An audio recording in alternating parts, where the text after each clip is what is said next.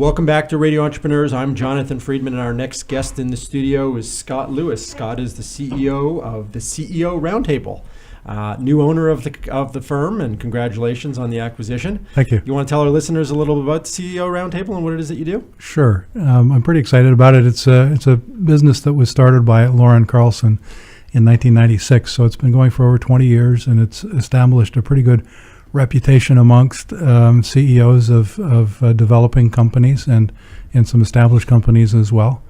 He's got membership that, I guess I should say I've got membership that has spanned the whole 20-year history of the organization. And so it's got a lot of loyalty and a lot of personal relationships that have been developed within the group.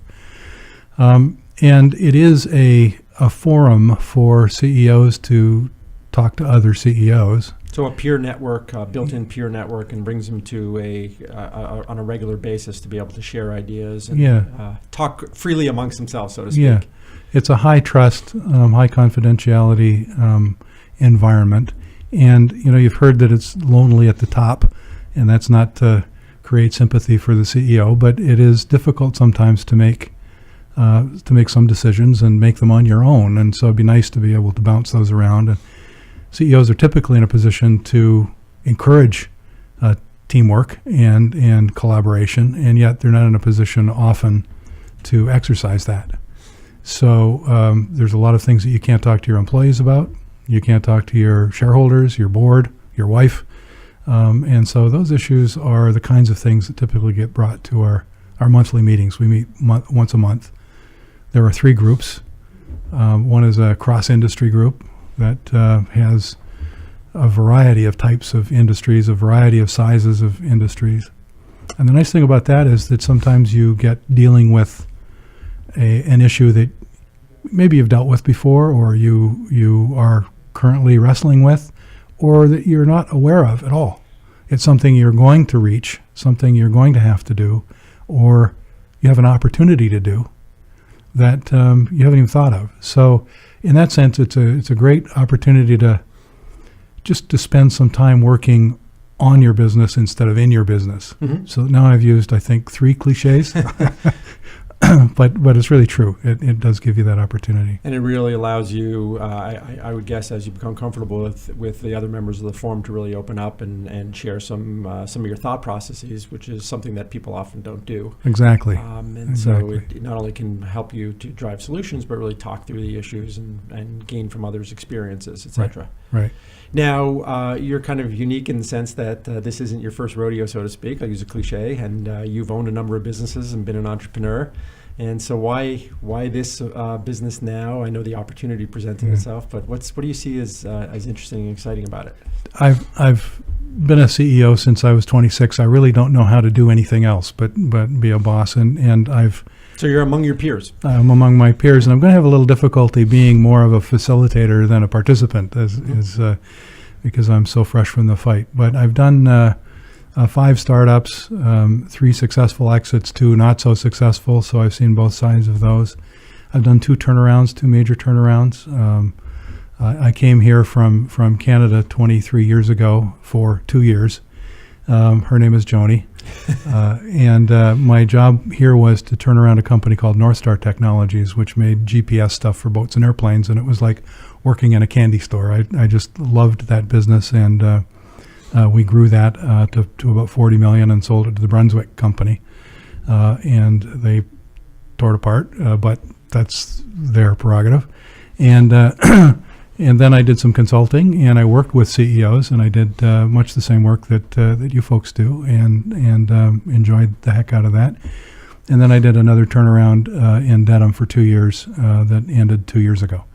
So I've been kicking around looking for the next thing, and I really have a passion for this kind of stuff: team building, improving the performance of a company, getting organization around a company. I really love it. I get so energized listening to the other CEOs in the room talk about their struggles and their the successes, and it just is energizing. So I thought, wow, if I can go to work every day and be as energized as I am, when I leave one of those meetings, then this is the right thing for me to do. You get to be a part of it every day. So it's a membership-based organization. People are part of the CEO Roundtable, and they come to meetings, as you said, on a monthly basis. Right. Are there criteria in place? Is there an established process in terms of people coming on board and how that process happens? Yeah, you typically don't get people coming to one of these things unless they're open-minded and lifelong learners and that. But every now and then somebody comes in that knows everything they need to know about being a CEO, and that this is not the place for them. You wonder, what are you doing here? Yeah. So there's a bit of a vetting process. I'll typically vet or Lauren before me, but I've been involved in this. In vetting the potential members and making sure that they have the right kind of attitude and the right kind of background. We're not so much about the size of business or the type of business as other similar organizations are, but it's all about whether the person can learn and contribute. And you have to be able to contribute as well as learn. You'll get both, but you tend to get you get out what you put in. Right. Another cliche. It's interesting that you haven't focused on size, and I always find that interesting because, in most cases, and this is the experience of most CEOs that I've talked to, whether you're $500,000 or $5 million or $50 million, the issues are somewhat the same. The magnitude may be a little bit different, but it doesn't mean that you can't learn from one another. That's right. And I think the beauty of forums such as yourselves is it really provides, essentially you're providing perspective and commonality. And the commonality being that they're all facing the same types of issues, they just may be on a different scale. Yeah, exactly. And we've had members that have been, raw startups, $0, 0 employees, just people who want to know how to go about this. And one of them just did a major exit. A couple of them have done 2 or 3, and they come back because there's always something to learn. And it's not a networking group, but you get exposed to a lot of people, a lot of ideas. And develop deep relationships, I'm sure, as well, right, amongst the CEOs. Right. And is there is it a structured environment on a monthly basis or an agenda? Is it a rotation in terms of who's up next in terms of being able to present their So concerns? Structured as you can be with a group of CEOs. So it's a bit like herding cats. Here's another one. You beat me to it. So we do have a little bit of structure around the sessions. They're half-day sessions once a month. And then we have a quarterly meeting that involves the whole group, and we invite other people to come and see a resource. There'd be a talk of some kind, but otherwise we don't have anybody but us chickens in the room. And there is a spotlight executive each month, somebody who has either asked to present something or is put on the spot to do so, to present a problem or an issue or an opportunity that they're dealing with at the time, and they'll get typically an hour and a half or something of the time to explore that and get that beaten to death. And then when they're beaten to a pulp, then there's a roundtable and everybody checks in and talks about what, when we left our hero, we were doing this. Well, that's gone now, and now we've moved on to this thing. So it's a little bit of structure. I guess one of the things that comes to my mind, and perhaps you don't have the longevity in the forum at this point, but you've been exposed to it, but how much of it is situational, wherein something's happening in somebody's businesses and it's concern like, or the things tend to be macro in nature, such as, it's difficult to find good employees. Oh, yeah. So is there a balance between those? It's a really good question. Real specific in my organization versus everybody's challenged by X? And you're right. I don't really know the answer in these groups. In my previous group, it was seeded by a speaker of some sort talking about an issue, and we knew what that issue was ahead of time. So we thought about our own issues, and the debates were typically a little more generic, like you said. I'm having trouble finding people. So that might be something that I'll try to bring back to the group. There are enough issues brought to the table each time that it's not a problem of what are we going to talk about. It's a problem of what are the priorities and who's got the floor, who's and gonna making sure talk that first. there's fairness, I would imagine. Yeah. How large are the groups? So there's about 12 people in each group, and so you'll get about 8 people in the room each time. Again, CEOs are often busy or traveling or not able to make a meeting. So I think 8 to 10 is about the optimum number to have in the room. Ideally, you'd have between 14 and 18 people in the group in order to make that happen. And that's about what we have. And I would imagine that the time flies by because, as you said, it does. once the topic gets out on the table, there's plenty of It does. back and forth and Yeah. opportunity. And is it the type of thing where you're required, if you have and I'm sort of playing this out, if you have the spotlight, let's just say, for a given day, and you've presented an issue or a concern, and you said that there is a check back, but is there a responsibility, if you will, to the group to sort of say, hey, I took your advice, I took your guidance, I listened to what you said, this is what I did with it, and this is what the outcomes were? Is there that sort of responsibility to make sure the group feels fulfilled in some way? Yeah, and it's actually part of the function of the group because, again,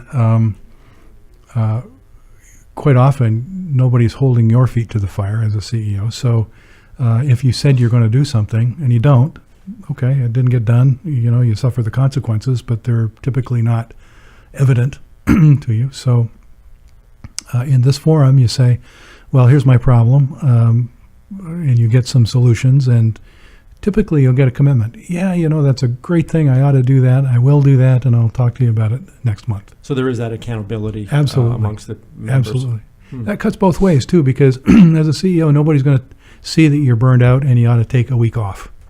And that will happen in this group. You're not making any sense.